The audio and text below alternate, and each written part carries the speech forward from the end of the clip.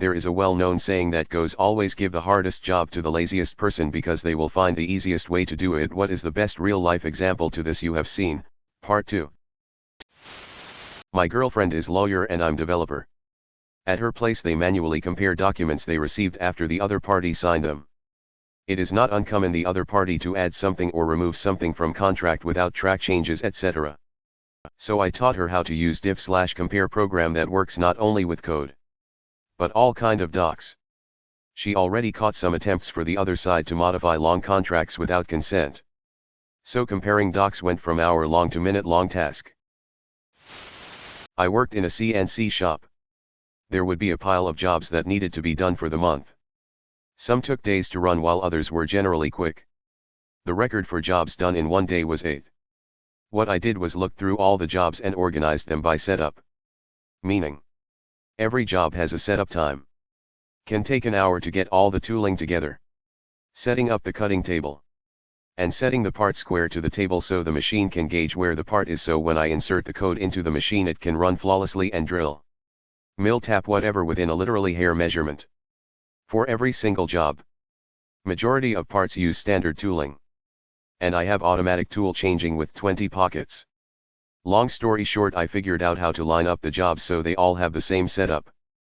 Blew the record out of the water with 30 jobs done in one day. Saving the company tens of thousands in work hours. All because I didn't feel like doing all the setups that day.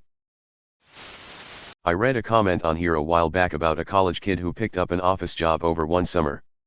He became friends with an older lady at the front desk who always needed help figuring out Excel. He kept finding shortcuts for her. And eventually wrote scripts for her that took a load of work off her plate.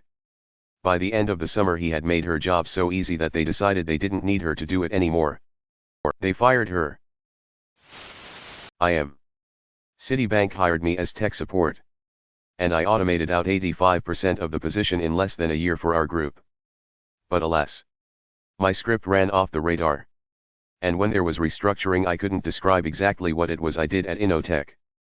When I left, I couldn't keep it running. It fell by the wayside. And over the coming year tech support tickets gradually went back up again inexplicably. But I was out a job. /shrug /. Not sure if this counts. But when I was unemployed a few years back, I was visiting my mother at her office when she was stuck in a conundrum. Her then current task was to rename these ridiculously long named files into something more manageable.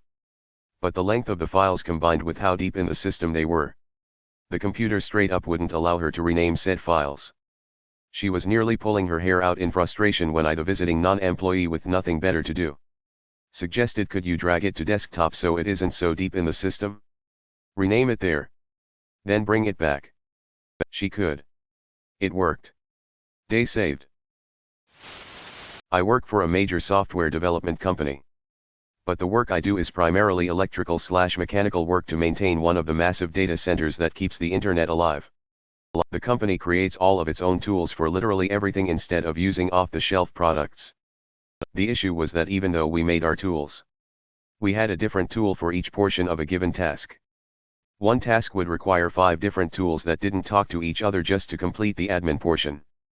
I was tired of having to navigate each tool individually. So I decided I was going to make them talk to each other through a different tool. I taught myself the necessary languages. And spent my free time for a few weeks creating my product. The end result was a tool that I could manage 100% of my daily administrative work from one tab in a web browser. Resulting in admin time being cut to about 10% of what it was. And reduced the amount of missed work due to some automated functions that would highlight things that didn't get done in time. I did all of this as a glorified electrician with no previous experience. Even though we employ 10K plus software engineers. Suck it, nerds. Then I realized that software development is a bit of a passion of mine and now I'm trying to pivot careers. Edit. Since we have a salty BOI below, I'd like to make it very clear that I don't actually believe I did the coding portion of their job better than they could. What I did have was specific knowledge on the best way to view information. And a desire to not wait around for them to institute feature requests that were buried in their backlog. Since doing my work, it has put into perspective just how important some of the features I built into my product were. And they have since pivoted their entire project plan to focus more on integrating the features I created into our actual tools. I didn't mean to hurt anyone's feelings. I've got mad respect for anyone who manages to create anything useful out of code. My professor asked me to check the answer sheets of a test. By utilizing the readily available algorithms in image processing, machine learning, I made a mobile app that takes a picture of the answer sheet and return the score. Teacher here. We have a third grade classroom with mixed ages. This year, we decided to assign a big project in pairs. We have a third grade boy who's cynical, argumentative, and refuses to do work even though he's extremely intelligent and capable.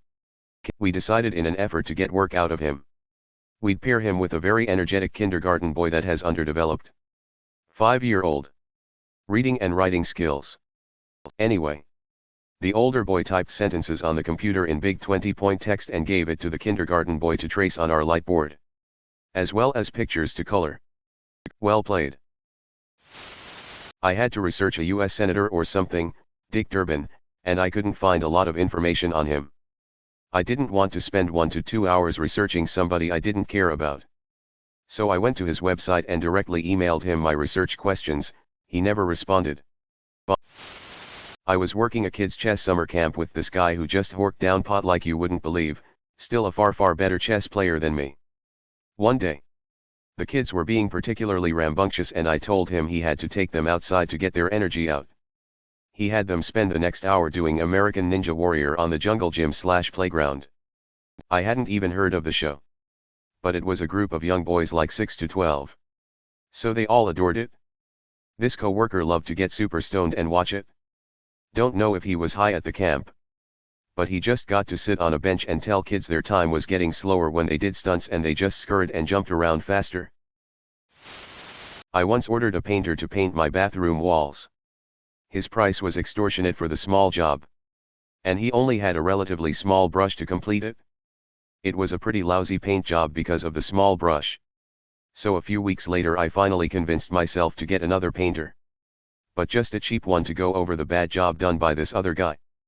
Instead of using just a brush, he had a huge roller, and consequentially got the job done much quicker. He did a great job and charged significantly less than the other guy. Lee from Lee's Painting. Wherever you are. Thanks. Edit, oh my god, first ever award of any type on Reddit. Thank you, smiley face, Lee would be proud of me. My grandpa got tired of checking the systems individually on the helicopters he worked on in the Air Force, so he built a machine that he could roll up to the helicopter, attach all the necessary things, and take all the readings at once. Saved him tons of time and he didn't have to move around a bunch of different things. My dad has a picture of him and some cost standing in front of it as he got a commendation for it. Edit, a commendation, not an accommodation. Herding yak with a drone takes the cake for me. They run from it, and oddly fear it, which is surprising considering they have literally zero aerial predators. We only did it a few times because it really makes them uneasy, and doesn't treat them well. But it is very effective and easy. And you can herd them from over 1/2 a mile away from inside the house. Edit, I'm really surprised how much this blew up. I've never had so many post replies. But I'll try to get around to answering as many questions as possible. My post history is predominantly yakking off and tower climbing stuff. So I'd suggest going there if you're curious. The joys of being a parent. As the parent of 2 hyperactive boys, I invented a game called the steamroller game. I would lie down across one end of the bed and the kids would start jumping. At some random point I would make a motor noise and roll across the bed. If they didn't jump in time I would roll right over them. They loved that game. I just invented it because I wanted to lie down for a few minutes. I worked a summer at a mortgage company as an assistant to the underwriters. My only job was printing documents and then hole punching them to put in folders. They had a super fancy Xerox printer that basically did my entire job for me. But the underwriters at this company didn't know how to click through printer settings to make the machine hole punch as it was being printed. I showed them how to do it, and they resisted it super hard, like they didn't trust it. I don't know. So I got to keep my job. But what was supposed to take me all day literally took me about 20 to 30 minutes first thing in the morning. So they started assigning me real tasks. And even offered to keep me on to eventually become an underwriter. 2. Because I was so sharp, i.e., I knew how to use the very expensive printer they already had. I was just about to start grad school. So I had to politely decline, but I'm pretty sure they didn't hire someone to replace me when I left. TLDR, they had a printer that already did my job for me but didn't know how to use it. I showed them. I'm in corporate accounting. And I'm the only one in my department with a CPA. Of course. I have to take continuing education for my license. And I usually take as many hours of Excel courses as I can each year. By learning the keyboard shortcuts, advanced formulas, and a bunch of useful hidden features in Excel, I'm able to get most of my work done in less than 2 hours. Then spend the rest of the day browsing Reddit and watching YouTube videos. Thank goodness our cubicle walls are high. Or I'm sure they would have fired me by now for being on my phone 6+ hours each day. Was a temp. Got hired for the day to print 30 packets with 100 pages each. Why would it take a day? I asked. Our printer doesn't collate the pages, so it will take you the day to sort the pages into the 30 packets, they said. Right. It was a standard office Xerox printer. It took me all of 30 seconds to find and click the collate button. Click the staple button while at it. All got printed by itself into nice stapled packets, and I got paid to browse internet for the day. They thought I was a genius for fixing their printer and gave me glowing recommendations to the temp agency that led to more jobs. Thanks for watching.